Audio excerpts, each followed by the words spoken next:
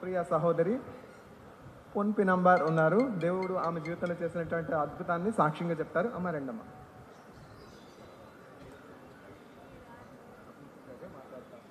దేవుడు నాకు Bible తీసుకోవాలన్నాను, Bible తీసుకున్నాను. ఆయన గురించే నేను బాగుపడ్డాను. ఆయన చూసే నేను నాకు దేవుడే నాకు బాగా చేశాడు. నా దేవుడు ఉండబట్టే నేను ఉన్నాను. అమ్మ నాకు ఒకసారి కనిపించి అప్పుడు కాంచి నేను వస్తున్నాను దేవుడి గారికి. అప్పుడు కాంచి నేను విడిపించడం లేదు నా దేవుడికి.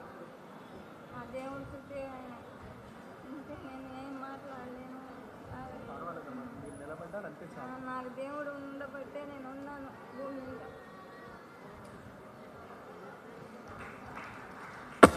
ఈమె పేరు పొన్పి నంబర్. ఈయన తండ్రి గారి పేరు, ఈమె తండ్రి గారి పేరు ఇస్సాక్. మరణకరమైనటువంటి వ్యాధితో బాధపడుతున్నప్పుడు ప్రభు ఈమెను స్వస్థపరిచారు. ఉషామ్మ ద్వారా వీరు దేవుని సన్నిధికి రావడం, ప్రభువుని ఎరగడం. పొన్పి నంబర్ మాత్రమే కాదు, అనేక ముస్లిమ్స్ మధ్య ఉషా ఆంటీ పరిచయం చేస్తున్నారు. కవితా మండల్ వాళ్ళ నాన్నగారు అనిమేష్ మండల్ గారు వచ్చి వారి జీవితంలో ప్రభు చేసినటువంటి ఉపకారాన్ని గురించి సాక్ష్యం చెప్తారు. अनिमेश मंडल गाరు వచ్చి మన మధ్య సాక్ష్యం చెప్పాల్సిందిగా ఆహ్వానిస్తున్నాను. अनिमेश भाई, आपको आकर बेटी के जीवन में ईसा ने जो अद्भुत किया है उसके बारे में गवाही देने के लिए आह्वान कर रहे हैं.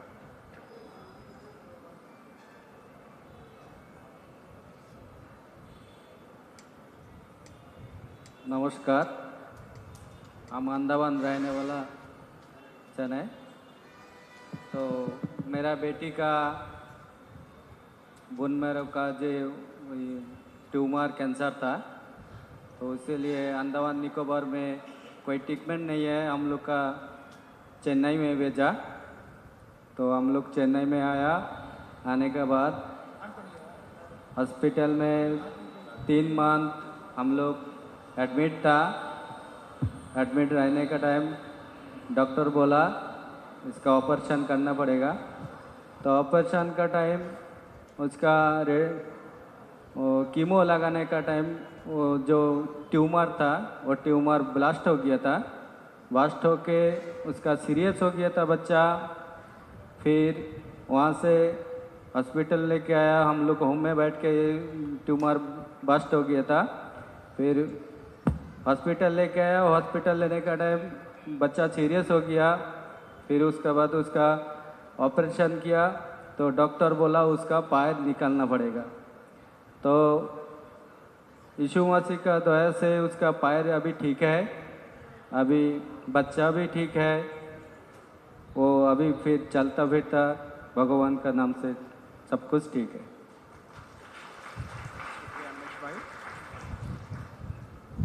ఎంతో కష్టంలో చాలా మందికి అర్థమై ఉండదు కదమ్మా. అది ఇక్కడ ఆ ట్యూమర్ ఇక్కడ వచ్చిందనమాట, తొడకి ఇక్కడ అబ్డామిన్ మధ్యలో. అది ఆ ట్యూమర్కి డాక్టర్స్ ఏం చెప్పారు, అది పెరగాలి, అప్పుడు కీమో ఇస్తాము, అప్పుడు కానీ సర్జరీ చేయలేము అన్నారు. 3 నెలలు ఇస్తూనే ఉన్నారు కీమోలు. అది తగ్గడం వల్ల పెరుగుతుంది కానీ తగ్గడం వల్ల, కానీ ఇక లాభం లేదు, సర్జరీ చేయాల్సిందే.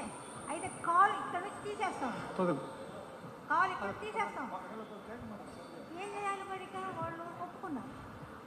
మేము అందరూ ప్రార్థనలు కదా, మా అందరూ ప్రార్థనలు గ్రూపులో పెట్టి చేస్తా ఉన్నాం.